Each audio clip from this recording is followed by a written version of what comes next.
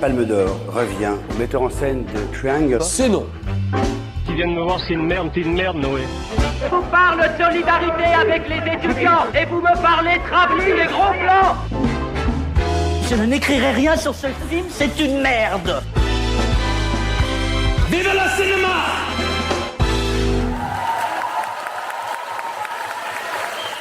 Bonjour, bonsoir à toutes et à tous, 7e jour à Cannes et au programme de ma compétition parallèle spéciale La Cringène de la Cringe-Tic, à laquelle je suis le seul à avoir accès sur la foi de la flexibilité de mes 2 dernières phalanges.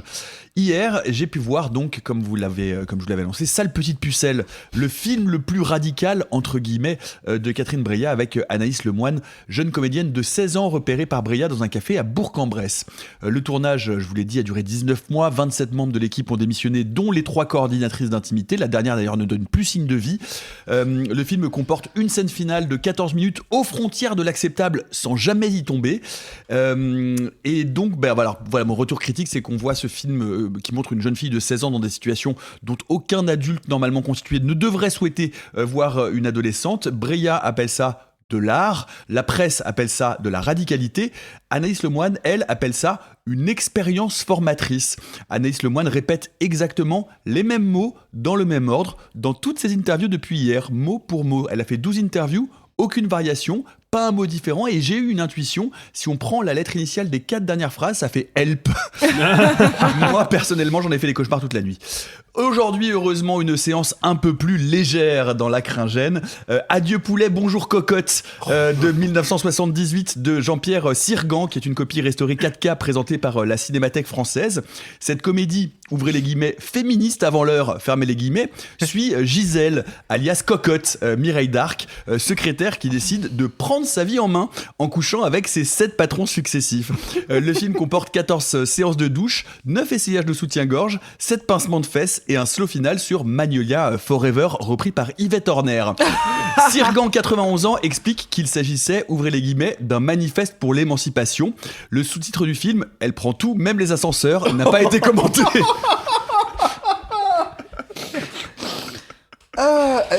Quel enfer. Je pense que la sélection de ta compétition là. C'est sous pseudo. Je pense que ce film existe vraiment quelque part. Non mais c'est sûr, hein. C'est sûr. Elle prend tous, même les ascenseurs. Ce qu'il vous prescrit n'est pas remboursé par la Sécu. Tu sais Nico, je suis fatigué les amis. Le formation de nuit. Incroyable. Tu sais Nico, nous parfois on fait ce qu'on appelle des impasses. Okay. C'est-à-dire qu'il y a des films où on se dit non, celui-là j'y vais pas. Ok. Tu peux te dire parfois je vais peut-être pas y aller. Je vais y penser. D'autant qu'au programme du jour des compétitions officielles, torture, alcoolisme et Michel Le Kiffer. Hein. Autant vous dire que ça va être un peu tendu. Allez, on commence par un film qui était par ailleurs fort attendu par une grande partie des festivaliers, l'un des plus longs de cette compétition 2026, avec 2h40 de roller coaster implacable. Hope du coréen Na Hong-jin sur une attaque d'un redoutable monstre sur un petit port de pêche où on va dire que les habitants ne sont pas les plus dégourdis du pays, pas les saumons les plus oxygénés de la rivière, pourrait-on dire. C'est un peu Cloverfield rencontre les pieds nickelés avec Wang Jong-min, Jo In-sung et Jong Ho-yeon. Le film n'a pas encore de date de sortie, nous l'avons vu hier. Qu'en avez-vous pensé, chers amis? Simon, je vais te laisser faire ton kiffeur. Oh là là, oui, mais ouais, il faut faire mon kiffeur parce que déjà, je voudrais dire que c'est important, à mon sens, que le film soit en compétition officielle. Sur le papier, ça pourrait être une séance de minuit, être un film hors compète, un Cannes spécial, parce que c'est un film mutant, c'est un film bordélique à l'extrême, ce qui peut séduire, ça a été mon cas, agacer, décevoir ou laisser en plan. C'est vraiment n'importe quoi à plein d'endroits, vraiment. Mais c'est un n'importe quoi qui me semble fait avec un mélange de virtuosité, de radicalité et d'ambition et puis de partage qui font que c'est un film qui est tout aussi légitime que n'importe quel autre film de la compétition, et l'y placer, c'est lui donner un statut bien particulier, le reconnaître comme tel et faire en sorte que les journalistes qui normalement ne s'approcheraient pas de ça sans se pincer le nez le fassent. Et ça, je trouve que vraiment c'est important. Voilà, je vais juste terminer parce qu'on va essayer de pas parler trop longtemps du film dont on sait pas encore quand il sort. mais pour moi, c'est un espèce d'orgasme invraisemblable, 100 fois répété. Ça commence comme Les Dents de la Mer, ça se transforme en Rawhead Rex de Clive Barker, et puis après, c'est grosso modo les Looney Tunes qui partent tous Predator et Avatar, le tout pendant 2h40. Il y a un moment où je me disais, mais quand est-ce que ça va finir? À un moment, je me disais, pourvu que ça ne termine jamais. C'est un film qui m'épuise, m'amuse, qui a plein de faiblesses qui vont être discutées ici, mais je trouve, mais même ces faiblesses, je finis par les adorer. Et j'en finis par là. Disons que les 40 premières minutes sont peut-être ce qu'on a vu de plus virtuose à Cannes depuis des années. Alexis. Je vois déjà se profiler à la suite de la projection une comparaison entre Hope et Mad Max Fury Road de George Miller. Comparaison, on en parlait hors micro avec Simon d'ailleurs, qui ne fait pas beaucoup sens, ni positivement ni négativement. Néanmoins, il y a un truc sur mon rapport émotionnel au film qui peut justifier une mise en parallèle à défaut d'une comparaison. Quand je sors de Mad Max Fury Road la première fois, je suis épuisé. Vraiment épuisé, comme je suis épuisé à la sortie de Hope, parce que les curseurs de l'investissement émotionnel sont poussés au maximum par George Miller dès le début du film. Et il me lâche jamais. Sauf que mon premier réflexe quand je sors de la salle de Mad Max Fury Road, c'est de vouloir acheter un ticket pour faire la séance suivante. Comme je ferais avec un grand 8 dans un parc d'attractions, en fait. Parce que le ride a été tellement vif, tellement vivifiant, que j'ai envie de le revivre. Hope, c'est tout l'inverse. Et moi, c'est ça mon problème avec le film. C'est que, on peut le dire, c'est pas un énorme spoil, il y a un prologue.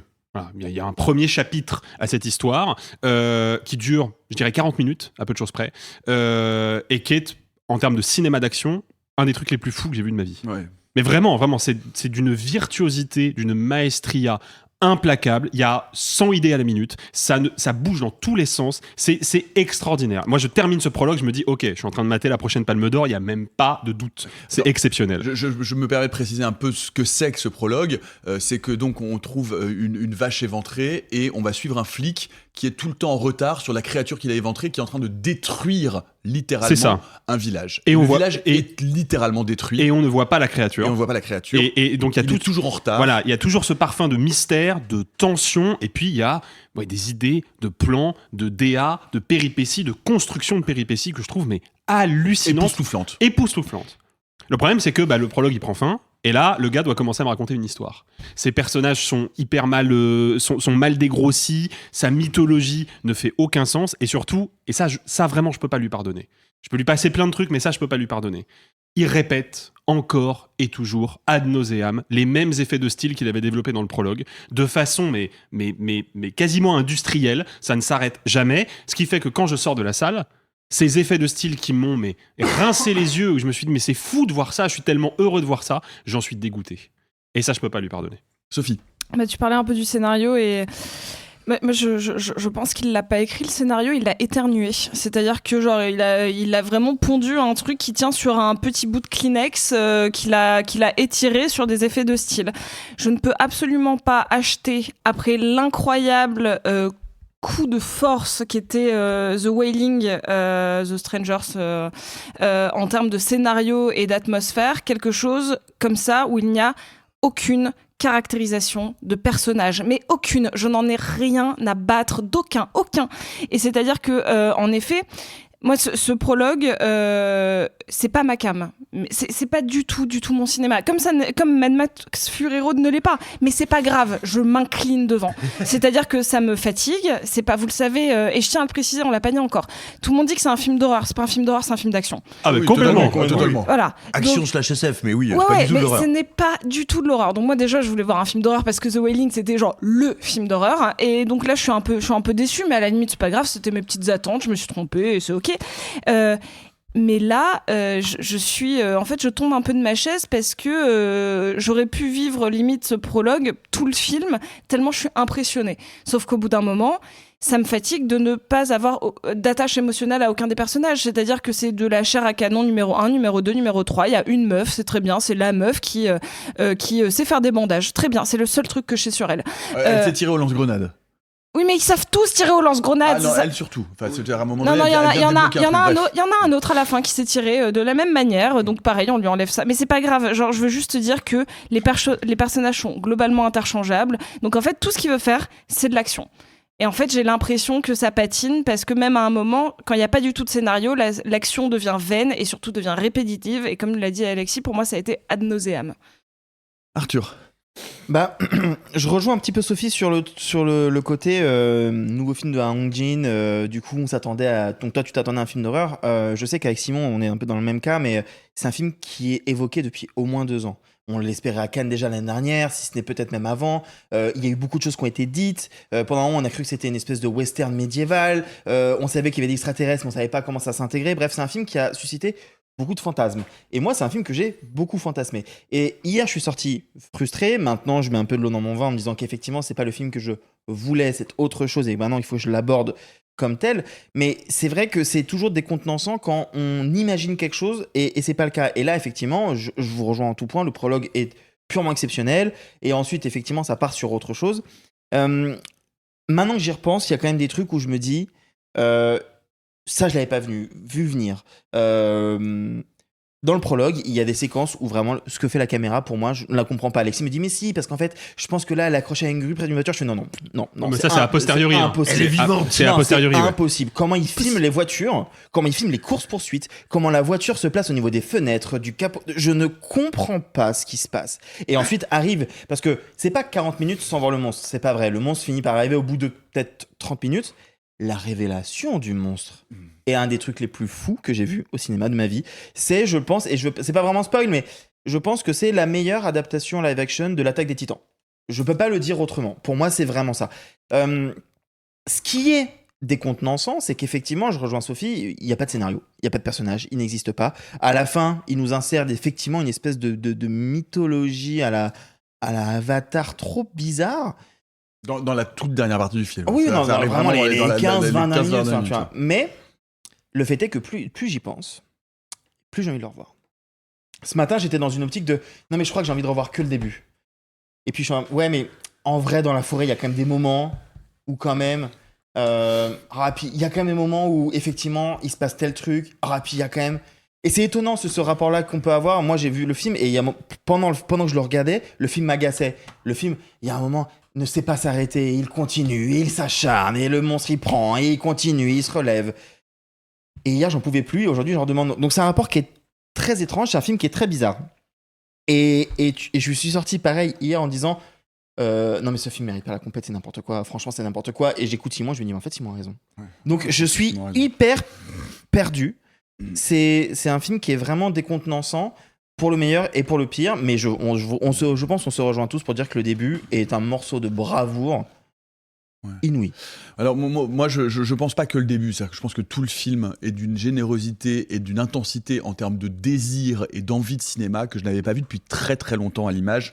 C'est là où peut-être c'est le seul moment où je trouve qu'effectivement la comparaison avec Mad Max Fury Road fonctionne parce que cette envie de cinéma-là, poussée à ces extrêmes-là, elle est très rare. La différence, c'est que c'est pas non plus le même budget et la même ambition artistique. Mais il faut préciser quelque chose d'important, c'est qu'on est au 6e, 7e jour de Cannes, qu'on voit des films après des journées souvent intenses, qu'on commence à être fatigué, donc on les perçoit aussi à un niveau d'implication et d'épuisement émotionnel Bien sûr. qui transforme un peu aussi notre relation et notre appréciation des films. Hier, on va vous en parler, on avait vu deux films très très très éprouvants. Moi, quand je vois Hope, c'est le soulagement dont j'avais besoin.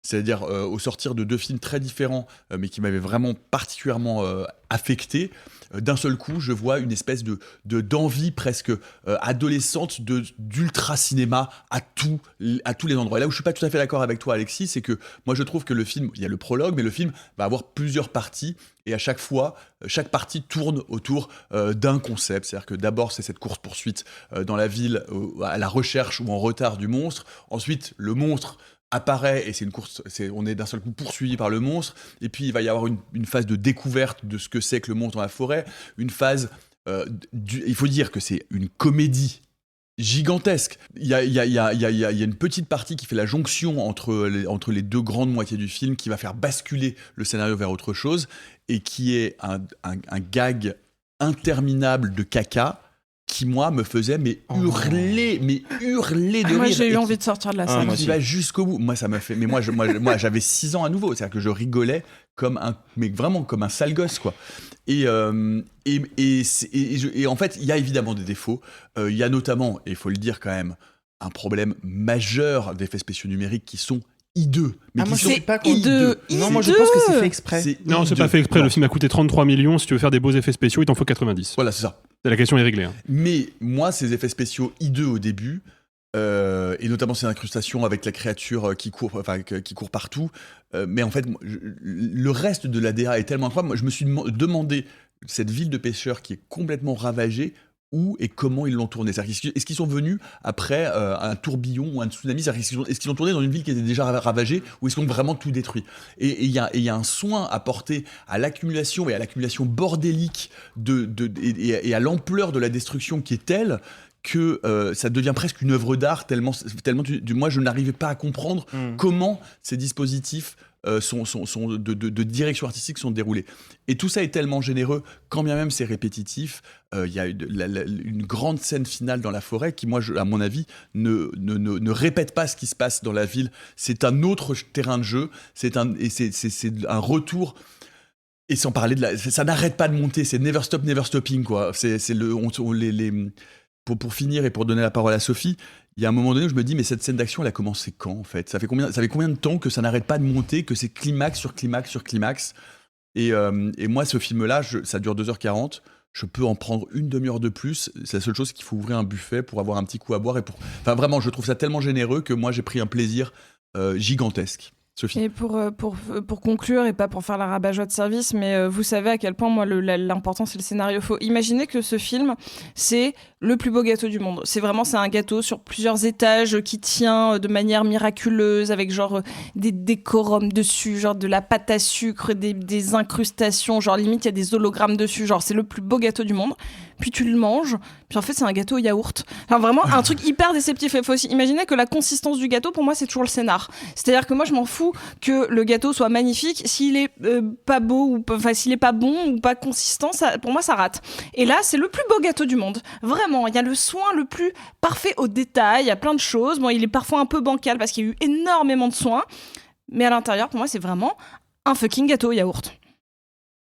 Arthur, pour conclure. Ouais, pour conclure, il y a un point sur lequel je voudrais revenir, c'est qu'effectivement, les effets spéciaux sont un peu particuliers. La créature a une DA particulière. Je parlais de l'attaque des titans, mais pour moi, il y a quelque chose qui va là-dessus. Effectivement, Alexis, t'as raison, le film n'a pas coûté très cher, et quand on voit le film, on se demande comment ils ont fait. Je pense néanmoins, malgré tout, qu'il y a une DA volontaire dans ces effets spéciaux-là, parce que oui, l'intégration dans la ville, elle est vilaine, mais dans la forêt, elle est beaucoup moins. Et je pense qu'il y a une volonté, notamment dans le déplacement de la créature, où j'ai l'impression qu'il n'est pas à 24 images par seconde, qu'il est un petit peu moins, et que ça provoque un peu ce qu'on peut ressentir, vous savez, devant les Spider-Man d'animation. Et j'ai l'impression qu'il est un peu saccadé, mais volontairement, qu'il a un rythme qui est pas engagé, qui est très particulier. Pour moi, ça ne peut pas être accidentel. Et je pense qu'effectivement, ça passe ou ça casse. Il faut l'accepter. En fait, je terminerai là-dessus. On en a parlé avec Alexis. Pour moi, Naon Jin, c'est inspiré de l'ampleur des récits et et justement du manque de récits, mais de l'ampleur des séquences d'action du cinéma de Rajamouli.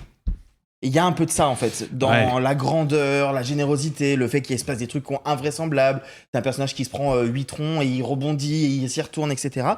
Et pour moi, les effets spéciaux, ça fait partie de cette DA-là aussi. Le problème, c'est que Rajamouli, pour le coup, lui raconte des vraies grandes histoires. Bah c'est ça, en fait, c'est sur la question de la dramaturgie. Moi, je pense que Naong Jin, il a été absent pendant 10 ans, et je pense que sans s'en rendre compte, il s'est fait ringardiser par l'écriture de Rajamouli avant de revenir, quoi. Et ça, c'est un peu dommage. Un petit tour de palmomètre vite fait. Prix de la mise en scène. Ouais. Ce serait mérité, un prix de la mise en scène, pour le coup, il y a de l'effort, mais... Rien. Ouais, mise en scène. Mise en scène ou Palme d'Or. Mise en scène, bien sûr. Non, mise en scène. Scénario, parce qu'il n'en a pas. C'est une bonne take de Sophie. Oui. Le troll, t'imagines? Ou alors, Comme malheureusement, il n'y a pas de prix des effets spéciaux numériques. Ah oui, non, mais de toute façon... Ce serait le prix bouillie, le prix de la bouillie numérique. Et toi? Peut-être mise en scène, ouais. À mon avis, en vrai, je pense qu'il aura rien parce que ce serait trop clivant et que surtout là maintenant, on peut commencer à dire qu'il y a des propositions à côté qui sont tellement puissantes que. Mais néanmoins, ce serait aussi un geste fort du.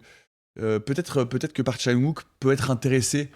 Parce que ça fait penser à Ziost un peu aussi. Oui, ou peut-être que Park Chan-wook va se dire en tant que Sud-Coréen, si je prime un Sud-Coréen, je vais déclencher une polémique, donc je le primerai pas. Ouais, peut-être. C'est aussi possible. Ou tout simplement, j'ai pas envie de primer un concurrent. C'est possible. C'est possible aussi. Allez, on passe à la suite. 2 films en compétition, je vous le disais, 2 gros morceaux au sens le plus large du terme, 2 films éprouvants dans des catégories et dans des styles extrêmement distincts. On va commencer par Garance de Jeanne Herry, à qui l'on devait le très beau et déjà très très intense film sur la justice restaurative, Je verrai toujours vos visages. Garance est une jeune actrice, mais pas la vedette qu'elle a toujours rêvé d'être. Elle fait de son mieux pour s'en sortir, trouvant réconfort et soutien dans l'alcool. Vivant au jour le jour dans un petit appartement parisien, la jeune femme se sent de plus en plus étouffée par des relations éphémères, une anxiété grandissante et une dépendance à l'alcool qui envahit peu à peu toute sa vie, avec une fois de plus l'incroyable Adèle Exarchopoulos et Anna Girardot. Vous en sortez ce matin, Alexis Roux? Et oui, tout à fait. Ouais, c'est un gros morceau. Hein. C'est un gros morceau, Garance, parce que c'est effectivement un portrait de femme absolument unique. Je pense pas avoir déjà vu un parcours de personnage comme celui-là écrit de cette manière. Je pense pas que Jeanne Herry soit une extraordinaire metteuse en scène de cinéma. Je pense par contre que c'est l'une de nos meilleures scénaristes. Et vraiment, faut pas la gâcher, elle, hein, parce que quand elle s'y met, c'est balèze. Et là, dans la construction des péripéties, l'évolution du personnage, comment elle s'enfonce dans l'addiction, l'écriture des dialogues, les dialogues sont incroyables. C'est une immense dialoguiste, mais déjà dans le Je verrai toujours oui. vos visages. Mais là, on est un cran au-dessus. Hein. Enfin, moi, par rapport à Je verrai toujours vos visages, je trouve qu'on est un cran au-dessus, parce qu'on est dans des problématiques qui me semblent plus intimes, plus profondes, plus viscérales, et donc potentiellement plus difficiles à mettre en verbe, alors que le principe de Je verrai toujours vos visages, c'est que c'est des gens qui se réunissent dans une pièce pour se parler. Donc déjà, t'as un concept de base qui fait que tu vas pouvoir dérouler du dialogue. T'as au moins ce confort-là. Moi, je trouve le film très émouvant. Je terminerai quand même sur une réserve, parce que c'est une réserve qui m'embête vraiment. Au milieu de cette orfèvrerie d'écriture, il y a une sous-intrigue, celle de la sœur, je n'en dirai pas plus, qui pour le coup me semble totalement de trop et totalement à côté. Et celle-là, quand elle tombe, malheureusement là d'un coup je vois le scénario en fait. Je vois les pièces de puzzle qu'il a fallu accorder. Et, tu te souviens le truc dont la sœur t'avait parlé au détour d'un dialogue au début du film? Ça revient maintenant, et j'ai trouvé le setup payoff assez balourd, et c'est dommage. Heureusement, c'est pas long et le film sort vite de ça pour revenir à son énergie, à sa vivacité première, mais c'est quand même un bémol, parce que j'attendais justement que Jeanne Herry évite ces écueils. Elle les évite tous, sauf celui-là. Sophie. Oui, j'ai envie de lui pardonner complètement ce petit... parce qu'en effet, c'est dispensable, et en même temps, quand on sait que quelqu'un a des difficultés avec l'alcool, parfois, quand t'as un choc, il peut être aussi le déclencheur d'une rechute ou quoi que ce soit. Donc, je suis d'accord, ça aurait pu être autre chose, ça aurait pu être mieux amené, mais malgré tout, ça donne pour moi quelques très bonnes scènes, notamment avec la sœur. Donc je pense qu'en fait c'est un truc de dosage. C'est pas tant ce qui se passe avec la sœur qui me dérange que peut-être la répartition. Mais il faut savoir que le film a notamment une narration et une structure narrative très particulière. C'est-à-dire qu'on est dans un système de voix off, d'ellipses, qui se fait avec un naturel si doux. Vous vous souvenez ce que je reprochais très fortement, alors que j'aime beaucoup le film La vie d'une femme, avec ce côté très forcé, de carton, pour les élites, de chapitrage. Et ici, en fait, on passe de manière si naturelle d'une époque à l'autre, vraiment comme un récit fleuve, en ayant vraiment des coupes si naturelles, et avec un dialogue et pareil, écrire une jolie voix off de dialogue, c'est très compliqué pour pas que ça ait l'air cheap. Et là, je trouve que l'équilibre narratif, l'équilibre des dialogues, la justesse entre le tragicomique, c'est fou. Et je pense que Adèle est l'une de nos actrices comiques les plus intéressantes. Elle sait tout jouer, elle sait tout jouer, mais elle a un tempo comique de dingue. Et là, notamment, je trouve que le film ne va jamais trop dans le pathos. Il va jamais trop dans le pathos, parce que moi ça va pas fort en ce moment, et genre le film m'a fait beaucoup de bien. Il m'a fait un câlin parce qu'il m'a dit regarde cette personne-là, et c'est pas le parcours de oh là là, quelqu'un qui s'en sort ou quelqu'un qui s'en sort pas, c'est juste cette nana, parce qu'elle est entourée, parce qu'elle a sa répartie, parce qu'elle a son caractère, en fait, son parcours avec l'alcoolisme, c'est celui-là.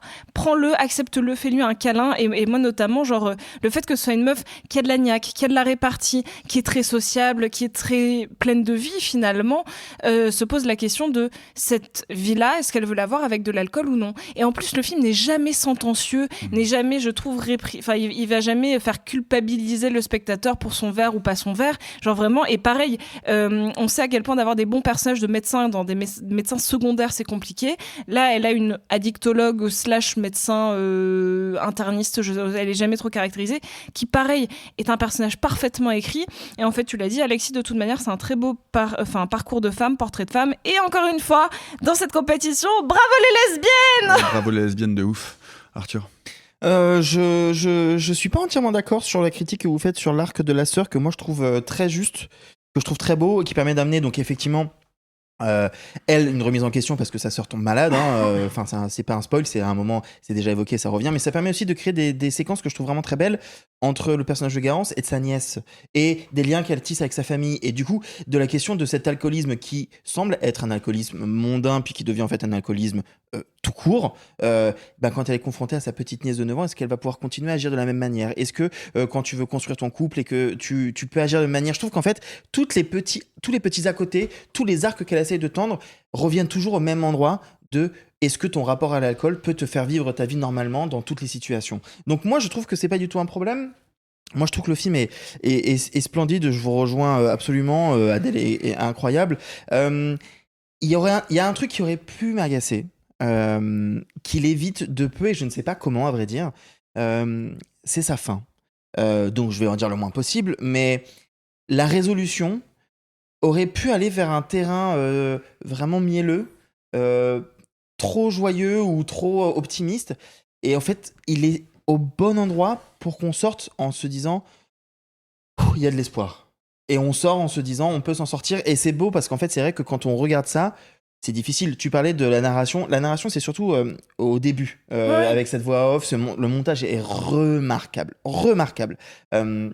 Où on voit des bribes de vie et on voit comment s'intègre dans ces bribes de vie un verre de vin, et puis un deuxième verre de vin, et puis un verre de vin à chaque bribe de vie. Je trouve que c'est un film qui est très juste, et surtout parce que c'est un film qui parle d'un sujet que je crois que je n'ai jamais vu au cinéma.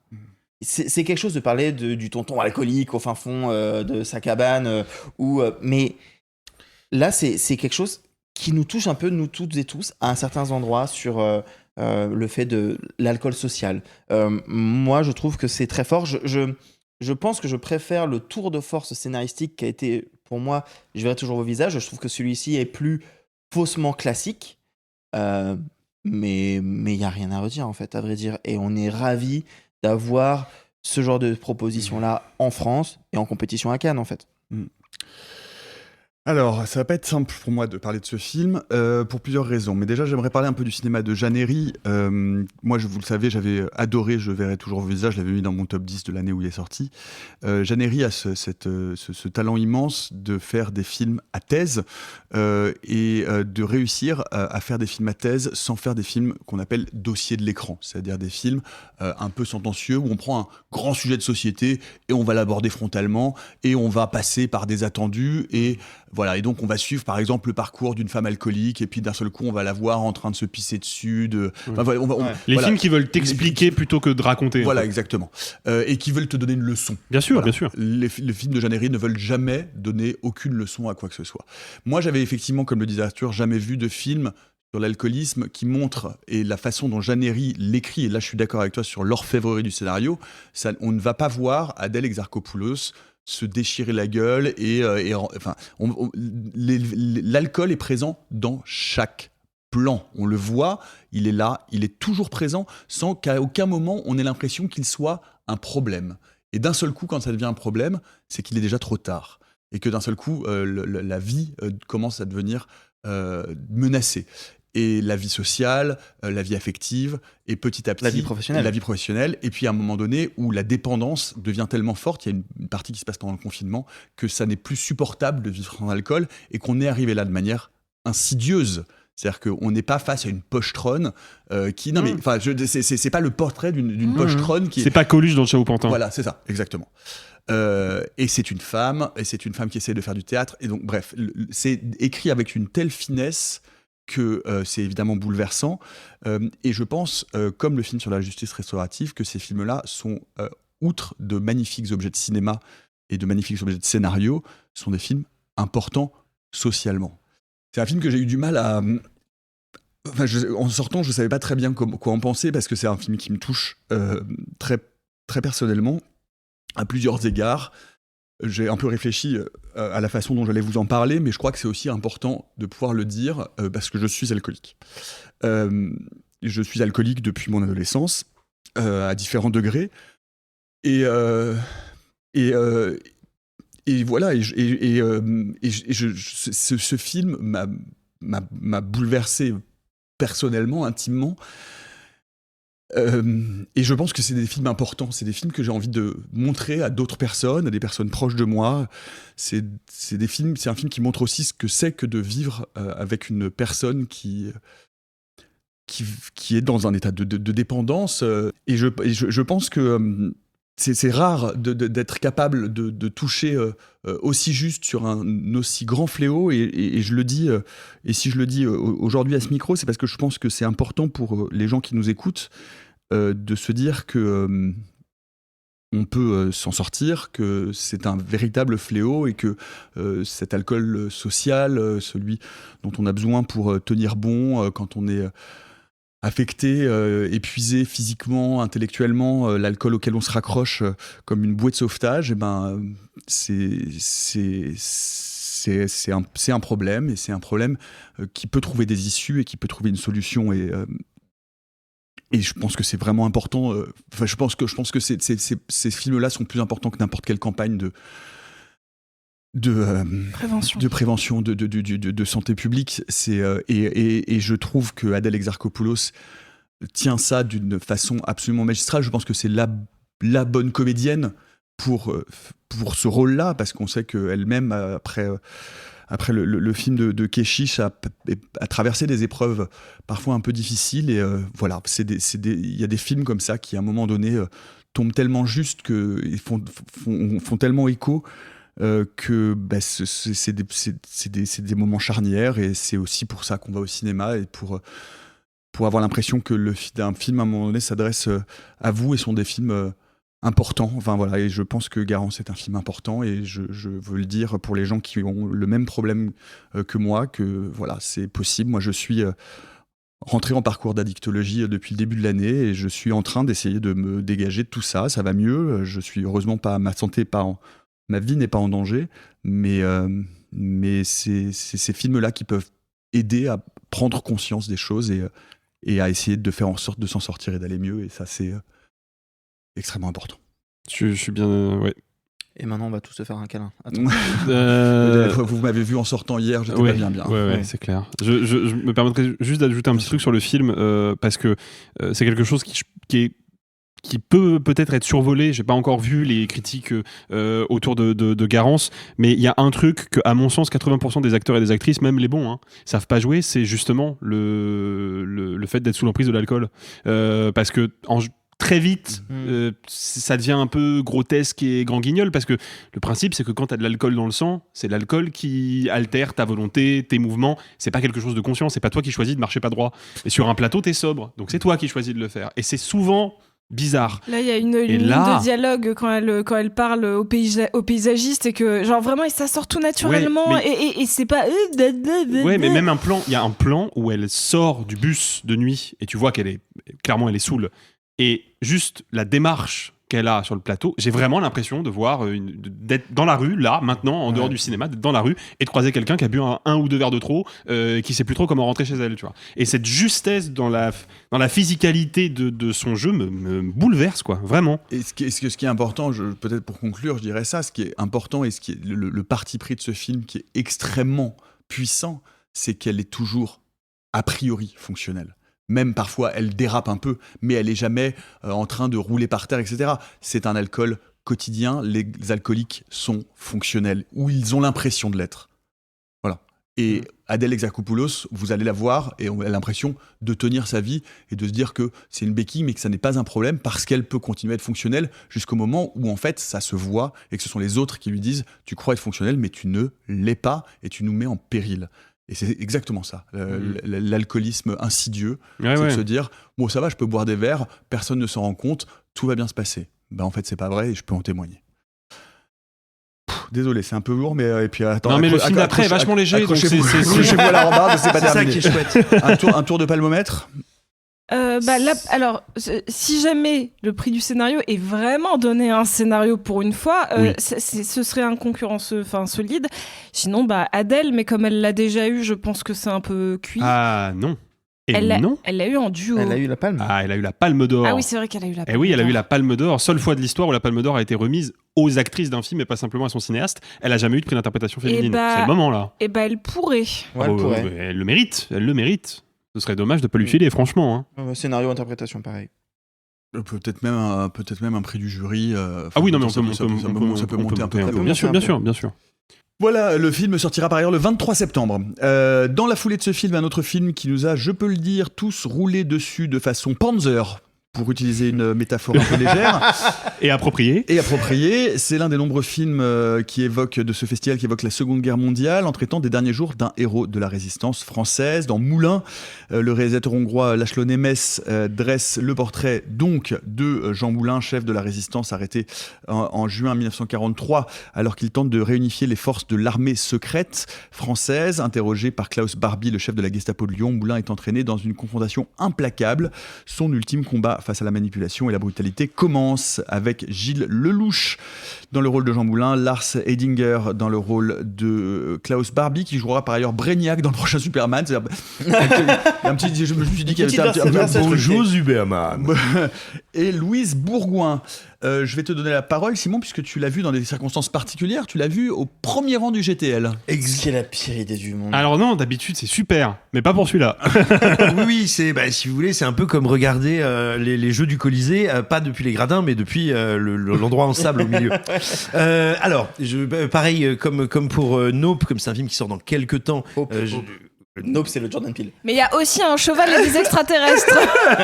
Non, je vais essayer d'être le plus ramassé possible pour qu'on ne grille pas toutes nos cartouches avant la sortie du film.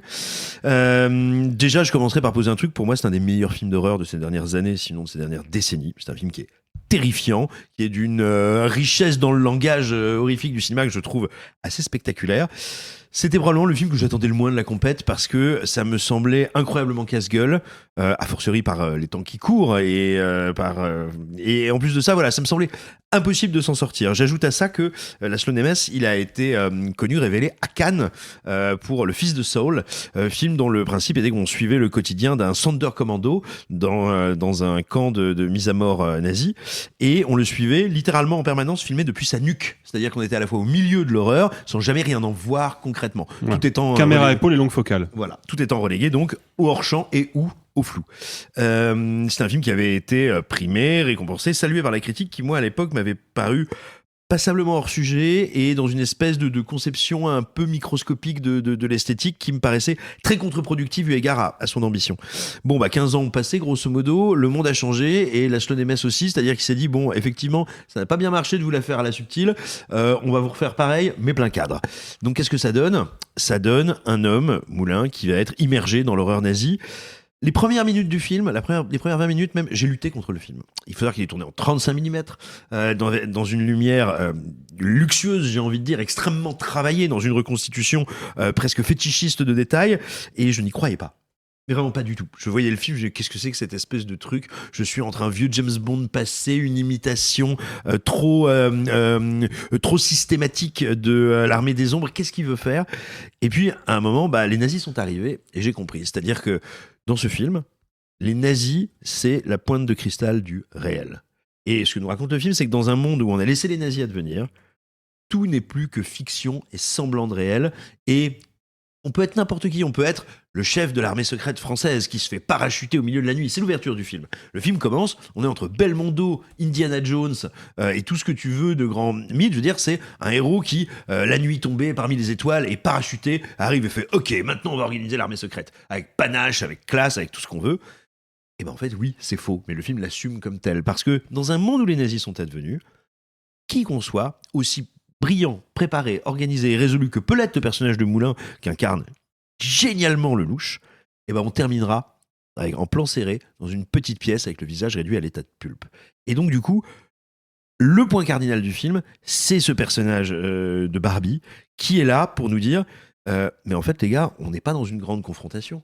On n'est pas dans un duel psychologique, intellectuel, philosophique, que sais-je. Non, vous êtes dans mon film d'horreur. Et maintenant, on va voir très concrètement que la torture, la guerre psychologique et physique fait un corps humain et un esprit humain. Puis là, je vous passe la parole, mais c'est aussi, à mon sens, une des grandes réussites et une des grandes grâces du film, c'est d'être capable de parler de manière tout à fait, je dirais, dépassionnée, humaine, désacralisée, de ce que c'est peut-être que le courage dans un endroit et un moment où en fait il ne peut plus y avoir de courage. Parce que quand on vous dit, mais en fait, je vais te réduire en bouillie, à un moment tu vas parler, mais en fait, oui, tu vas être réduit en bouillie, à un moment tu vas parler, donc il n'y a plus de question de tenir, pas tenir. Bref, j'en termine là. Pour moi, c'est un gigantesque film d'horreur, d'une richesse iconographique et thématique infinie. J'arrête pas d'y repenser depuis 24 heures et je pense que je vais y penser encore longtemps. Je vais embrayer. Moi, donc j'ai vu ça juste en sortant de Garance, donc autant vous dire que j'étais frais.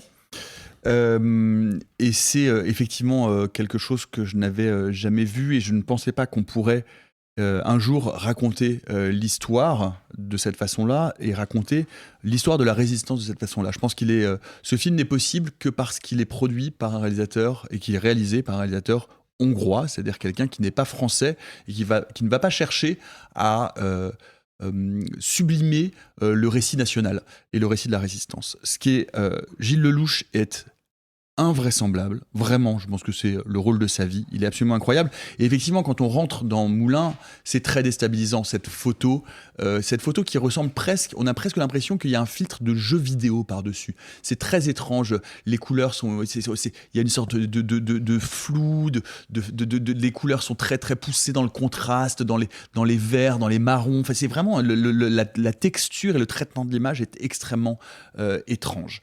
Et effectivement, c'est un film qui bascule et qui accepte et qui prend en charge littéralement les codes du film d'horreur pour montrer comment on bascule dans l'horreur à partir de ce jeu de dupes qui a toujours depuis le début été un jeu de dupes, c'est-à-dire qu'à aucun moment le film ne va pas arrêter de nous dire, nous on connaît l'issue du film, mais que Moulin va peut-être s'en sortir, qu'il va peut-être passer entre les griffes du chat et réussir à faire illusion, alors qu'en fait son destin est scellé à la première minute. Moi, ce que je trouve magnifique dans ce type, moi, les récits de l'héroïsme masculin, du grand roman de la résistance, je les crains toujours un peu dans ce qu'ils peuvent avoir de sentencieux ou de parfois problématique avec la réécriture de l'histoire et la notion même d'héroïsme. Ce qui est magnifique avec Moulin, c'est que tout de suite, dès le départ, l'enjeu, ça n'est pas « je suis un héros et je vais tenir ». Moulin le dit, va dire « il faut me sortir ou il faut me tuer parce que s'il me torture, je vais craquer ». Et en fait, dès le début, après une première partie absolument étouffante qui ressemble plus d'ailleurs à un thriller paranoïaque de quand et comment va-t-il se faire arrêter, on ne cesse de voir un homme faillible, un homme fragile, un homme qui a peur et un homme qui à un moment donné va comprendre qu'il a été joué depuis le début et que la seule issue qui lui est possible, c'est celle de mourir avant d'endurer ce qu'on va lui faire endurer. La réalisation est épouvantablement glaçante dans le sens où on a l'impression de voir des scènes horribles alors que toute la torture est hors champ, elle n'est jamais complaisante et pourtant le niveau d'insoutenabilité du film, il faut le prévenir, c'est un film extrêmement dur, extrêmement dur. Ils m'ont interdit d'aller le voir. Ouais, non mais vraiment, c'est un film éprouvant, nerveusement, physiquement, mais vraiment c'est un film, comme l'a dit Simon, sur comment est-ce qu'on arrive, qu'est-ce qui reste de l'humanité en nous quand d'un seul coup toute cette humanité-là va être broyée par un système pervers. Et moi je tiens à dire quelque chose de très important, c'est que ce film sorte aujourd'hui dans le contexte qui est le nôtre en France, c'est de rappeler que les nazis, c'est ça. C'est-à-dire que le programme, le projet fasciste, les néo-nazis, ce petit ange parti trop tôt, Quentin Durang de merde, et ben en fait, c'est ça qu'il admire. Ce sont ces gens-là.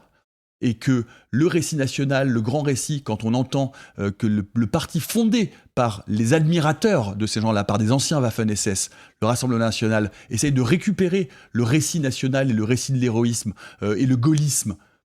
Non, ne nous trompons pas. Eux, ils sont du côté de ces gens-là et de l'immondice, de l'horreur absolue que ces gens-là ont pu faire vivre ce programme, le programme du RN. Les nazis, c'est ça. Et c'est ce niveau d'horreur-là.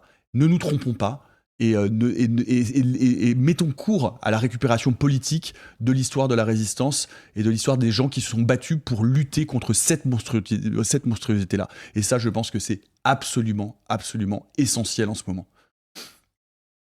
C'est vrai, c'est pas un film simple d'accès du tout, Moulin. Je pense effectivement que le film grandit très positivement en moi. Alors après, il faut passer outre quelques écueils qu'on retrouve dans tous les films de Laszlo Nemes, qui sont des défauts dont il a du mal à se départir, à commencer par un rapport au symbolisme qui parfois peut être à la limite du parodique. Il y a quand même le plan piétage en moulin qui est un peu too much. Mais voilà, c'est Laszlo Nemes, on sait dans quoi on s'embarque, puisque depuis son premier film déjà, il y a ce genre d'encart symboliste très très très appuyé. Il n'empêche que c'est effectivement un film d'une brutalité implacable. Attention, c'est pas un document historique. Le film prend énormément de liberté, à commencer par le cadre dans lequel les interrogatoires de Moulin ont lieu. Dans la vraie vie, il a été interrogé, je crois, dans une espèce de petit cabanon dans un camp. Là, c'est dans les sous-sols en putréfaction d'un bâtiment très stylisé, presque un peu gothique. Donc, on est dans une œuvre de fiction qui assume totalement de remodeler un peu l'histoire pour en tirer une certaine sève et un certain propos. Il n'empêche que, c'est un film qui nous ramène à l'essentiel. Il y a un effet de style, je ne vous le décris pas, mais quand vous verrez le film, vous ne pouvez pas passer à côté, qui est vraiment le moment où Laszlo Nemes, justement, met en garde son spectateur, directement, et lui dit « Attention, je suis pas en train de te raconter oh là là, mon Dieu, la barbarie nazie, qu'est-ce que c'était dur il y a 80 ans. Je te parle là. Je suis en train de m'adresser à toi directement, ici et maintenant. Donc, comprends bien ce que je suis en train de te dire. Ce qui est un moment quand même particulièrement brutal, mais je pense nécessaire, parce que sinon le film perd le coche. Et vous le disiez, oui, l'ouverture est un peu étrange, un peu à côté, et puis bon, c'est le moment où Laszlo Nemes, qui est un cinéaste un petit peu vaniteux, je ne lui en fais pas reproche, mais c'est le moment où il se confronte à l'Armée des Ombres. Clairement. Ça compte parmi ses influences, et il se dit, quitte à avoir un prologue avant l'arrestation de Jean Moulin, on va faire du Melville. Ou plutôt son Melville à lui. Ce que je trouve très intéressant, et là j'en reviens à Gilles Lellouche, et je pense que je finirai là-dessus, il est évident que Gilles Lellouche, il a revu l'Armée des Ombres aussi. Sauf qu'à la différence d'un Dujardin, qui est pas mauvais, qui est pas un mauvais comédien, mais qui, je pense, aurait retenu exactement ce qu'il faut pas retenir de l'Armée des Ombres, à savoir les tics, le tempo et le style de jeu d'un Lino Ventura ou d'un Paul Meurice, Gilles Lellouche, à mon avis, a retenu le côté très précis et très subtil du jeu melvillien. C'est-à-dire que vous pouvez être l'acteur le plus cabotin du monde. Belmondo est un exemple. Belmondo a quand même été un grand cabotin dans un certain moment de sa carrière. Vous voyez Belmondo chez Melville, ça bouge pas. C'est un bloc. Et parce que c'est Melville qui conditionne ses acteurs et qui les emmène vers cet idéal de la sobriété et de l'épure. Et je pense que Gilles Lellouche a très bien compris ça, parce que de fait, il incarne, et pourtant le rôle doit lui peser très lourd sur les épaules, mais il incarne un personnage qui n'est jamais dans le surjeu, qui est jamais dans le surrégime, qui est jamais dans le mélo. Et pour moi, il évite tous les pièges qui se tendaient sur sa route. C'est le rôle de sa vie, indubitablement. Je doute fort qu'un jour, il puisse avoir le privilège de jouer un rôle aussi fort que celui-ci. Et s'il n'a pas le César du meilleur acteur en 2027, je serais très chafouin. Voilà. Arthur. Bon, vous avez déjà dit beaucoup, ça va être dur de passer après vous, mais je vais revenir sur 2-3 éléments qui ont été dits ici et là. T'as raison, Nico. En somme, on voit pas tant de torture que ça à l'écran. Quand je suis sorti de la salle, je savais pas quoi penser du film. J'ai mis du temps avant de mettre des mots dessus parce que je crois que j'étais un peu mal à l'aise par rapport au dispositif que je qualifiais de torture porn. J'avais l'impression que vraiment pendant 1h30, parce que ça dure 1h30 d'interrogatoire, de Jean Moulin qui se fait malmener, qui se fait torturer, machin. J'étais dans une posture pas agréable où j'ai l'impression que c'était un peu voyeuriste, etc. Et en fait, t'as raison, plus j'y pense et plus je me dis, mais en fait, il n'y a rien. C'est de la projection, c'est de l'imaginaire. Il y a un équilibre qui est assez passionnant, peut-être parce que les gens nous ont entendu dire oui, non, c'est plein cadre, non, c'est suggéré. En fait, il fait les deux en même temps. Il y a des scènes où il se passe des choses ultra violentes, dont la caméra ne se détourne pas, qui ne sont pas coupées, mais qui ne sont quasiment jamais hors champ, mais les jeux de scénographie, de dramaturgie, de lumière notamment, font qu'ils sont sous nos yeux sans que nous puissions les voir. Et du coup, t'es pas complaisant. Et il y a des scènes qui sont très frontales, mais qui sont très courtes. C'est pas les plus importantes et c'est pas celles qu'on retient le plus. Toi, Alexis, tu parlais d'une image qui est très forte. Moi, c'est celle qui me reste le plus en tête. Quand je ferme les yeux, je la vois. Elle me hante, littéralement. C'est extrêmement dur. Et je pense que l'image du film d'horreur n'a pas été beaucoup reprise dans les critiques de ce que j'ai pu comprendre. Et c'est un tort. Je pense que vous avez vraiment raison de l'aborder comme ça. C'est déroutant. Ce qui a rendu mon visionnage à titre personnel encore plus déroutant, c'est deux choses. Je parlais tout à l'heure des fantasmes par rapport à Hope. Moi, je savais que celui-ci racontait l'interrogatoire entre Klaus Barbie et Jean Moulin. Interrogatoire dont je ne connaissais rien. Mais du coup, moi, je pense voir un film qui va être sur ça. Et en fait, pendant 45 minutes, c'est pas du tout ça. Pendant 45 minutes, je suis effectivement dans un thriller, etc. Et ça met du temps. Et du coup, je me dis, mais attends, mais je comprends pas, mais c'est pas le film qu'on m'a promis. Sauf que c'est pas juste un petit délire à la Melville. C'est que tout ce qui emmène à cette arrestation-là au bout de 45 minutes est utile pour la suite. C'est-à-dire qu'on va rencontrer une comtesse, on va rencontrer des résistants qu'on va retrouver par la suite. Enfin, je veux dire, c'est pas un pur délire ça sert la narration. Ensuite, deuxième chose, les cours... Enfin, je suis désolé, j'ai eu mon bac en 2011. Mes cours d'histoire, ils sont loin et je suis pas, comme vous trois en face de moi, passionné par la Seconde Guerre mondiale au point de connaître tous les tenants aboutissants du truc. Je vais vous le dire, je ne connaissais pas ce qui se passait, l'issue de l'interrogatoire. Et donc, moi, je prends le film exactement comme tu disais, Nico, pour le coup, comme un truc à suspense, en me disant, est-ce qu'il peut s'en sortir ? Ah, il va s'en sortir. Ah non, peut-être pas. Je ne sais pas. Et du coup, ça rend le visionnage encore plus douloureux. Parce que déjà, je pense que quand on sait les tenants aboutissants du truc, c'est pas évident, mais quand on a ce petit léger soupçon d'espoir qui se fait piétiner allègrement par la grosse bottine de Klaus Barbie, ça rend le truc encore plus suffocant. Je trouve que c'est un film absolument exceptionnel. Et je terminerai sur tu parlais de Gilles Lelouch qui a bien compris Melville. Moi, j'irai un peu plus loin que ça. On résume régulièrement Gilles Lelouch à Bac Nord, à des films un peu bourrins, à un mec un peu pâteau. Il est quand même capable de jouer un vendeur d'art un peu esthète dans la Vénus électrique. Ouais. Et ensuite, une semaine plus tard, nous foutre dans la gueule sa plus grande performance en Jean Moulin, d'une finesse, d'une maîtrise. Il y a quelques dialogues un peu surécrits au tout début, mais ensuite, à la fin, il n'y a pas un moment où je ne crois pas, et il n'y a pas un moment où je vois Gilles Lelouch, où je vois Jean Moulin. Je pense que Gilles Lelouch est quelqu'un qu'on regarde un peu trop de haut. Et ce film-là va rappeler à tout le monde que non. Gilles Lelouch est un grand acteur français. Je suis tout à fait d'accord et je rajouterais juste un tout dernier mot à ce propos qui, moi, me fait que ce film va me rester très très longtemps. C'est que c'est aussi un film qui en finit avec le héros, le mythe de l'héroïsme viril. Oui, vraiment. Et par extension aussi, le mythe de la némésis suprême du grand méchant démoniaque. Ce sont des êtres humains. Ouais, tout à fait. Et ils sont traités comme tels. Et voilà, Jean Moulin, il a peur, il est fragile. On laisse entendre même qu'il est possible, même si ça n'a jamais été avéré, qu'il ait pu être homosexuel. Et le film l'aborde et le laisse entendre, ce qui est quand même quelque chose d'important dans l'idée du récit national. Que ça, un Français n'aurait pas pu faire par ailleurs. Qu'un Français n'aurait certainement pas pu le faire ou l'aurait complètement passé sous silence. Et que donc c'est un homme fragile, et que c'est un homme fragile qui a peur, et que quand on est face aux nazis, la peur c'est tout ce qui reste pour s'accrocher à quelque chose qui nous rend humains et qui nous laisse en prise avec les dernières bribes d'humanité qui nous restent, quoi. Voilà, la joie, la rigolance. Le film sort le 28 octobre, palmomètre rapide. Franchement, il peut vraiment à peu près tout choper. Ouais. Il peut choper mise en scène, scénario, interprétation ou prix du jury, Grand Prix Palme d'Or. Il peut vraiment tout choper. Je pense que le prix le plus crédible, compte tenu du fait que le projet est clivant, c'est justement de ne pas récompenser le projet, mais l'acteur. Je pense que prix d'interprétation masculine me semble le prix le plus probable pour Moulin. Simon ? Je suis d'accord avec Alexis, mais j'espère vraiment qu'il chope tout, que le jury fasse bon, écoutez, on n'a pas le droit, mais on lui donne tous les prix, voilà. La cérémonie, elle est pliée en 15 minutes, rentrer à la maison, plier les gaules, ça va bien se passer.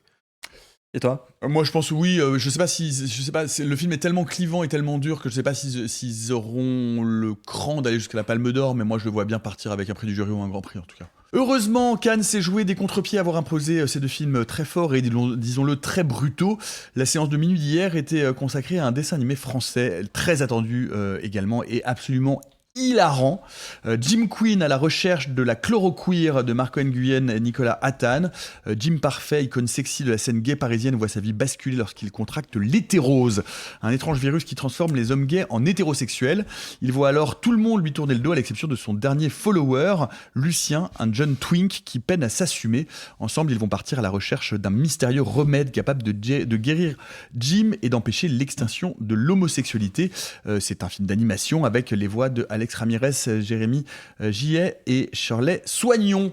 Qui veut commencer? Sophie? Oui, on a eu la chance, Nico, Arthur et moi, de le voir en Projo Presse et on a applaudi. C'est rare. On a applaudi parce que quel fucking bonheur ce film d'animation français qui éclate tous les codes, qui éclate les codes de l'animation en se rapprochant quand même pas mal. C'est Bobby Pills, donc on est sur de l'humour trash, sale gosse, etc. Mais en même temps, je trouve que le courage du film, c'est d'avoir fait avant tout une narration de film d'aventure hyper bien tenue, avec une quête et donc des adjuvants, des personnages qui viennent contrer, des ennemis. D'ailleurs, il emprunte certains moments à la petite sirène pour la caractérisation des personnages. Tout est fabuleux dans ce film-là. En plus, ça fait 1h20, quelque chose comme ça. Il a réussi à tenir autant de choses, autant de blagues, autant de moments queer, mais accessibles à tous. Pas du tout... que pour la communauté. Grâce à cette narration très fluide et très accessible, moi, c'est un film que je dirais de quasiment parfait. C'est un film que j'ai eu envie de revoir immédiatement. J'ai envie de le remater. Vraiment, c'était des barres de rire devant. Et en même temps, le film reste politique, évidemment, notamment grâce au personnage de la maman de Lucien, qui est un mélange de... Christine Bayer. Ouais, qui est un mélange de... Boutin et de Bayer, les laboratoires. Voilà. Et c'est... Vous l'aurez compris, moi c'est un énorme coup de cœur. On a eu la chance de faire des petites interviews pendant Cannes, donc ça on vous laissera le découvrir. Mais juste l'hétérose, cette sale pute. C'est ça que j'ai envie de dire. Arthur? Je te rejoins à 100%, c'est un énorme coup de cœur, mais c'est un coup de cœur qu'on avait d'avance. Et c'est rare d'ailleurs d'aller voir un film en disant mais ça va être exceptionnel, et ça l'est, et on n'est pas déçu. Il y a un point sur lequel j'aimerais revenir, c'est qu'on a dit beaucoup de bien de Club Kid il y a quelques jours. Les deux parlent de ce qu'est être queer, ce qu'est être gay, de l'homosexualité, de ce qui est autour du milieu de la fête, etc. Il y en a un, Club Kid, qui s'adresse à un public qui est déjà un petit peu initié, si tu veux comprendre toutes les blagues et toutes les petites private jokes. C'est pas un reproche que je fais du tout. C'est quelque chose qui est tout à fait normal de vouloir faire un film qui est accessible à tous, parce qu'après tout, l'histoire d'un homme qui devient papa et son parcours de vie, il est accessible à tous. Mais c'est vrai que si tu veux comprendre la blague du t-shirt avec Björk, il faut connaître les termes. T'as pris la seule blague que j'ai pas compris, seule du film, quoi. Non mais que plein de gens mais que plein de gens n'auront pas, et c'est pas grave, parce que ceux qui l'ont sont hilars, et c'est le projet. Jim Quinn a cette intelligence, je trouve, d'être presque didactique dans toutes ses références. C'est-à-dire que c'est un film qui va parler d'énormément de choses de la communauté queer, qui va raconter plein de pans de la sexualité, plein d'aspects de ce qu'est la vie sociale de la communauté gay. J'en parle comme si je l'étais, mais voilà, pour vous dire. Mais j'ai un exemple si tu veux. Vas-y. Justement, quand il y a le petit Lucien qui est là, donc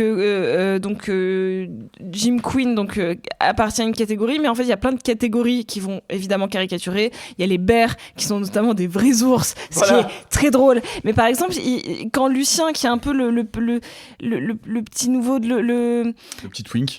C'est ça. En fait, ils vont le caractériser. Ils vont faire tu es un twink, Lucien. Il fait mais c'est quoi un twink? Et du coup ça permet de dire c'est quoi un twink. C'est ce que j'allais dire en fait. Ce que j'aime bien, c'est une marque de dessert sucré, un twink. Non, pas du tout, c'est Twix. Ah pardon. C'est presque une lettre près. Non, mais ce que je trouve intelligent, c'est qu'ils le rendent encore plus universel en permettant d'expliciter chacun des éléments qu'ils vont mettre en avant, en parlant de choses très concrètes. Par exemple, ils vont parler d'éléments très précis comme une certaine frange de la sexualité qui se passe au jardin du Luxembourg. Voilà. Non, des Tuileries au Louvre, pardon, excuse-moi. Mais ceux qui savent, ceux qui savent pas voient le film et ensuite savent. Et ça, c'est intelligent parce que... Non, mais c'est vrai. Tu vois ce que je veux dire? C'est-à-dire que parce que le parcours est didactique, parce que le scénario est un peu balisé dans sa structure narrative, mais j'ai pas du tout envie de lui porter rigueur, le film est accessible à tout le monde. Et je pense que, par certains aspects, peut-être qu'il n'est pas recommandé aux moins de 12 ans. Mais le fait est que... Peut-être même, je serais curieuse de savoir si c'est moins de 12, moins de 16, je sais pas, pour l'animation. Vu ce qu'on voit, on voit pas tant de choses graphiques que ça, je sais pas. Si c'était pas en animation, ce serait moins de 16 ans. Oui, donc, tout à fait. Sais pas. En tout cas, je trouve que le film est d'une accessibilité dingue pour ce qu'il raconte d'une communauté et de vraiment quasiment tous les pans. Et d'ailleurs, il se permet même d'être un peu critique sur certains de ces points-là. Bien sûr, et c'est ça qui est intéressant. Notamment sur le chemsex, et je trouve que c'est pas un geste anodin de faire un film pour la communauté, mais pas que, qui dit ce genre de choses-là frontalement. Non, franchement, c'est un vrai tour de force, et puis stylistiquement, c'est super, c'est hyper généreux, c'est hyper coloré, c'est une pépite. C'est typiquement, j'ai plein de potes qui sont pas très cinéphiles, j'ai très hâte de leur montrer. Tu vois ce que je veux dire ? C'est un film que j'ai envie qui sorte en Blu-ray, que je l'ai chez moi et que je puisse le montrer à plein de potes. C'est ce genre de film-là de partage et c'est super. Oui, je vais pas rajouter beaucoup. C'est un film remarquable. C'est un film très très drôle parce que c'est un film qui a été écrit en partie par des gens qui viennent de la communauté, qui la connaissent. Moi, j'ai pu m'entretenir avec les réalisateurs et les scénaristes. Ils sont moite-moite. Il y a une moitié homo, une moitié hétéro. Et c'est vraiment intéressant la façon dont ils se sont organisés pour rendre ce film justement autre chose que juste un petit film à l'adresse de la communauté. C'est un film qui parle très largement et qui fera rire tout le monde et qui peut vraiment qui n'est pas du tout excluant si on ne connaît pas exactement toutes les règles de la communauté gay, parce que c'est surtout un film sur la communauté gay. Moi, je trouve ça très drôle parce qu'on ne se moque jamais aussi bien de soi-même, et je trouve que les réalisateurs ont été très très courageux parce que il y a quelques gags qui sont vraiment limite bord cadre et qui peuvent être, à mon avis, j'en ai parlé hier à l'équipe, je leur ai dit vous êtes prêts à prendre quelques shitstorms quand même de la part de la communauté, parce qu'il y a des gens qui risquent de pas très bien le prendre. Par exemple, la Gestapo GAY qui est représentée par les représentants des léseurs et des puppies, donc la communauté plutôt BDSM. Bon, il fallait y aller quand même, mais en même temps, et quand même à travers ça ne dit pas que les léseurs sont tous des salopards, mais ça parle d'une partie de la communauté gay qui est aujourd'hui très identifié et auquel le RN, l'extrême droite, s'adresse directement, ce qu'on appelle les homonationalistes.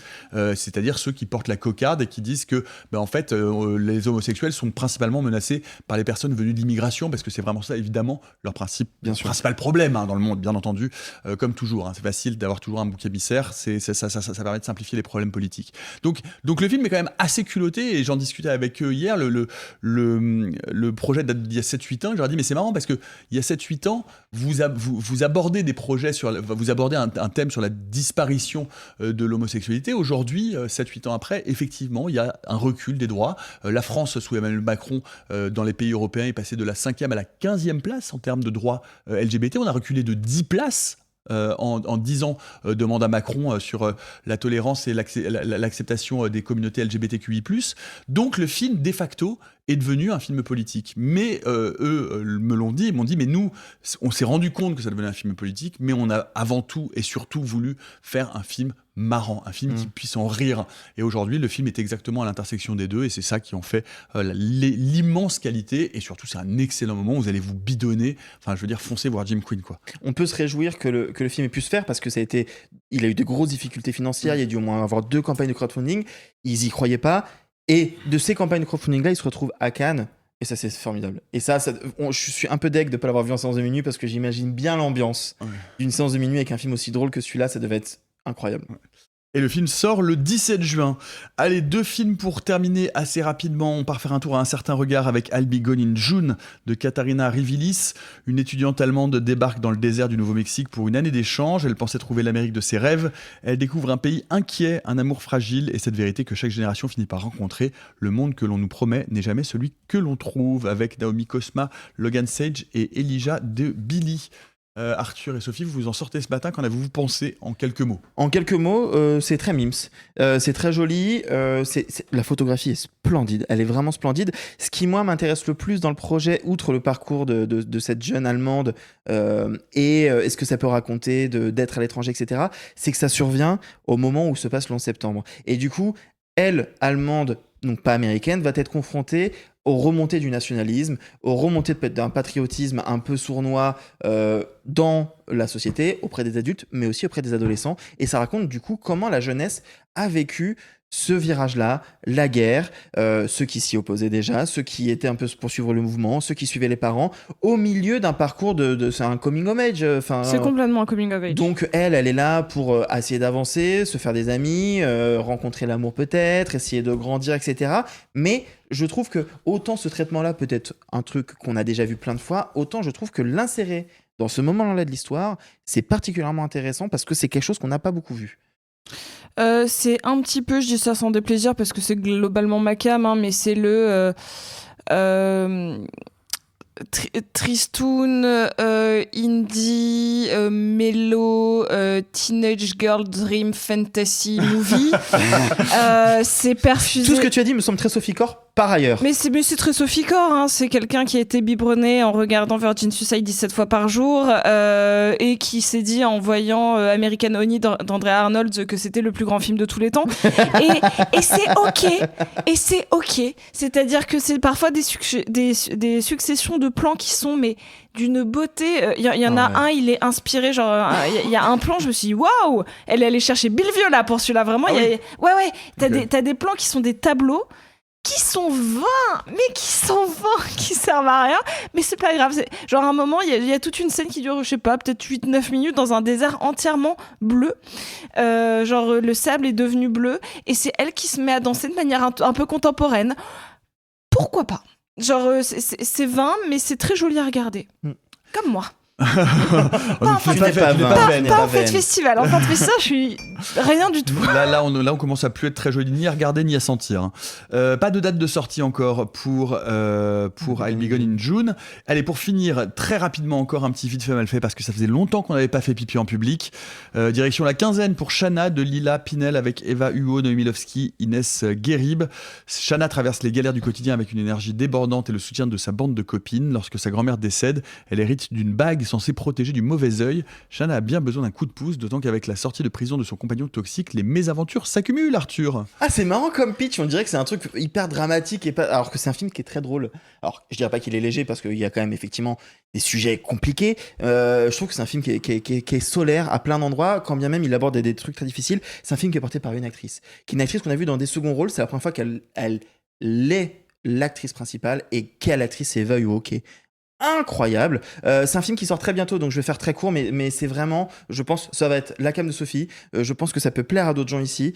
C'est vraiment très joli de ce que ça raconte de la perte d'identité, du fait de trouver sa place, de comment on essaie de compenser par son excès de gentillesse le fait que on veut avoir accès à tout.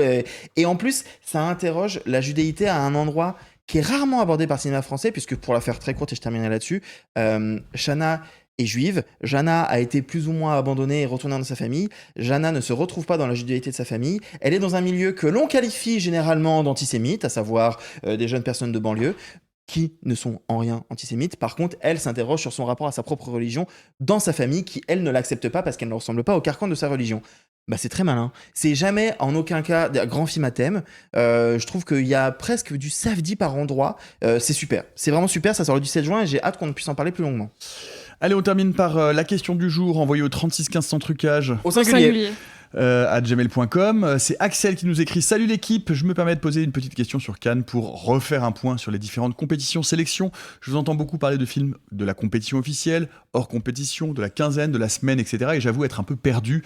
Quelles sont les différences entre ces films? Qui les sélectionne? Chaque compétition a-t-elle ses propres types de films? Et qui en sont les jurys?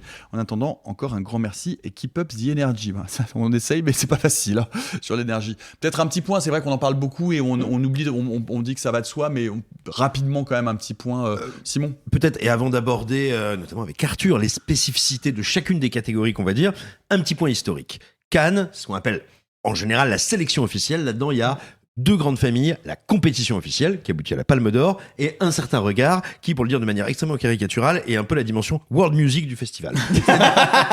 non mais très littéralement, c'est là pour faire émerger des cinématographies qui viennent en gros vers le monde. Pas d'Europe, quoi.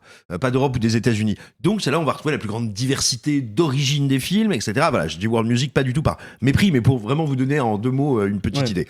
Et il y a une récompense, Un certain regard. En plus de ça, dans la sélection officielle, il y a les séances spéciales, qui sont séances mais spéciales, qui ne donnent pas lieu à des prix. Cannes premières, qui sont des séances mais Cannes premières, qui ne donnent pas lieu à des prix. Les séances de minuit, qui sont des séances mais de minuit. Et le hors compétition. Et voilà, et il y a qui le est hors compétition. Qui est hors compétition. Ça, c'est le festival de Cannes. Et il y a deux grandes familles et une troisième petite famille à côté. La semaine de la critique, la quinzaine des réalisateurs, qui ne sont pas à proprement parler le Festival de Cannes, qui sont des manifestations qui s'y sont associées et qui ont fini par fusionner, mais qui sont arrivées quelques décennies après le début du Festival de Cannes, donc qui n'ont pas tout à fait la même histoire. D'ailleurs, maintenant, ça a changé, c'est la quinzaine des cinéastes. Oui, excuse-moi, mais j'ai fait 20 ans avec ces Non, mais je sais, mais c'est pour ça que... Mais effectivement, la quinzaine des cinéastes, c'est tout simplement des metteurs en scène qui se sont fédérés pour choisir des films. Eux, leur règle, c'est jamais un ou une cinéaste ne peut être sélectionné plus de 2 fois dans sa carrière. C'est pas forcément des premiers films, mais en gros, tu viendras jamais plus de 2 fois. Donc c'est forcément, on cherche un peu les petites pépites perdues, étonnantes, qui détonnent. Et la quinzaine, il y a un prix du public. Il n'y a pas de jury, mais il y a un prix du public. Tout à fait. Et la semaine de la critique, c'est du côté du syndicat de la critique. Et là, ils se sont donnés pour mission, une mission passionnante, qui est de ne sélectionner que des premiers et des deuxièmes films. Et enfin, il y a encore plus, c'est le off du festival, c'est l'Acide, qui est la sélection, on va dire, du cinéma le plus indépendant qui soit, à laquelle, hélas, nous n'avons que très rarement le temps d'assister au projet de l'Acide, mais sachez qu'on en est toujours désolé et que vous êtes super les gens de l'Acide. Et donc, pour répondre à la question sur le jury, Un certain regard a un jury à part, cette année qui est présidé par Leila Bekti. La compétition officielle, évidemment, c'est Park Chan-wook cette année qui va récompenser la Palme d'Or et tout ça. Et la semaine de la critique a aussi un jury qui remet plusieurs prix également. Donc voilà, c'est les 3 grands palmarès qu'il peut y avoir et le prix du public de la quinzaine. Et il y a 3 autres prix qui ne sont pas liés à des sélections particulières qui couvrent la totalité des films projetés. Il y a l'Œil d'Or, le jury de l'Œil d'Or qui est là pour le documentaire, meilleur film documentaire. Il y a le jury de la Caméra d'Or qui récompense toutes sélections confondues le meilleur premier film. Et il y a la Queer Palm, exactement, merci. La Queer Palm qui donc, elle, récompense le film qui met le mieux, ou du moins le plus originalement en avant, les communautés queer. Voilà. Voilà, cette pour un petit tour rapide, mais qui se veut exhaustif. J'espère que vous les voyez plus clairs. Allez, vous l'attendez tous comme moi, toutes et tous comme moi, chaque matin lorsque j'ouvre la boîte mail du 3615 sans trucage au singulier à gmail.com. Un peu comme quand adolescent, je courais le matin ouvrir la boîte aux lettres dans l'espoir de retrouver le courrier de mon correspondant ouzbek qui écrivait sur l'enveloppe « Dépêche-toi petit facteur, car l'amitié n'attend pas ». Très bien. C'est le mail quotidien de JPP, Jean-Patrick Patoche, Doubidou, avec un T, qui nous écrit aujourd'hui « Cher réalisé sans trucage, sans espace, aujourd'hui c'est la débandade et pas de morue ». Oula. Oula. Tout le monde fatigue. Hein. Alors attendez, parce que j'ai rien compris à ce mail. J'ai perdu mon Jean-Fifou Philippe. Je l'avais pourtant garé en sécurité à l'entrée du GTL entre Chia Labouf et Hannibal Lecter. Et bien sûr, c'est mon Jean-Fifou qu'on a piqué. Ma question est la suivante. L'auriez-vous vu ? Il est immatriculé Tonton 93 842. Je ne comprends pas. Je suis désolé, Jean-Patrick Patoche. Il a vécu des épreuves particulières, JPP. C'est un animal qu'il a garé parce qu'il lui a donné un... Jean-Fifou Philippe, ça a l'air d'être une personne humaine. Et en plus, c'est vraiment un nom de la famille Doubidou. Hein. Oui, clairement. Oui, c'est ce que j'allais dire. Je pense que JPP a dû faire une soirée où il n'y avait pas que de l'alcool. Ah, c'est possible. Et qu'il y a des stigmates. C'est possible. Je pense. JPP, si tu veux qu'on appelle les secours, fais-nous signe. Voilà, je pense que c'est bien fait mouliner par Moulin, comme nous. Ah, c'est possible. Si JPP, s'il y a un problème, tu peux indiquer dans ton prochain message un code secret que moi seul repérerai en mettant des lettres en majuscules dans ton code qui compose un autre mot. Tu lui donnes des challenges maintenant. JPP conclut en disant « Aujourd'hui, nous souhaitons une bonne fête à tous les Saint-Éric et les Marie-Claude. » Très bien. Bonne journée, Jean-Patrick Patoche Doubidou. Bonne fête. Est-ce que c'est quelqu'un autour de la table ? Je pense que c'est la mère de Nicolas. Maman, si tu nous écoutes. Ce qui serait génial, c'est que ce soit quelqu'un du milieu. Genre quelqu'un qui bosse pour un district, qui nous écoute et qui s'est tapé une déterre entre deux. C'est Thierry Frémaux. C'est peut-être Thierry Frémaux. C'est son moment, c'est son rayon de soleil de la journée. Genre, je vais faire une petite doubidou là. Allez, il n'y a plus de questions, il n'y a plus d'énergie. Je crois les amis, j'ai un mot de la fin. Oui. J'ai un mot de la fin. Sachez que je tiens un compte Letterboxd où je marque tous les films que l'on chronique depuis. Donc là, j'ai remonté le temps. Hein, donc tous les films que l'on chronique depuis la naissance de Réaliser sans trucage. Sachez que nous avons dépassé le 1000e film. Incroyable. Nous étions à Cannes. Ouais. Voilà, 1000 films chroniqués par nos petits soins depuis maintenant 3 ans et demi, 4 ans 12 ans, 27 ans. Ressenti 25. Un milliard d'années. Je voulais vous donner cette stat qui m'a été par Colin qui m'aide beaucoup sur Letterboxd et qu'on salue et qu'on embrasse. Et j'allais dire à JPP, il faut se reposer aussi un peu, faire une petite sieste et réduire les sus toniques. Ah oui, clairement. Ça, c'est important. Allez les amis, c'est tout pour aujourd'hui. On se retrouve demain pour ce qu'il reste de nous. On vous embrasse, on vous aime, on vous kiffe. Merci de nous écouter chaque jour. Il y a toujours le code promo Alexis si on veut s'abonner. RST Cannes 26, tout en majuscule, tout attaché. 10% pendant 6 mois de réduction. Bye les amis, à demain et gloire à la Cringène. Oh, c'est pas humain, les salauds, ils m'ont épuisé. Au 4e stop, il sera exactement 0h13 minutes. Oh la vache! Moi je vais être en retard au lycée! Oh, bah dis donc, t'es bien pressé, toi, toi. Ceux qui sont encore vivants, profitez-en pour le rester, allez-vous-en! Arrivederci! E buon viaggio! Messieurs, il n'est de bonne société qui ne se quitte.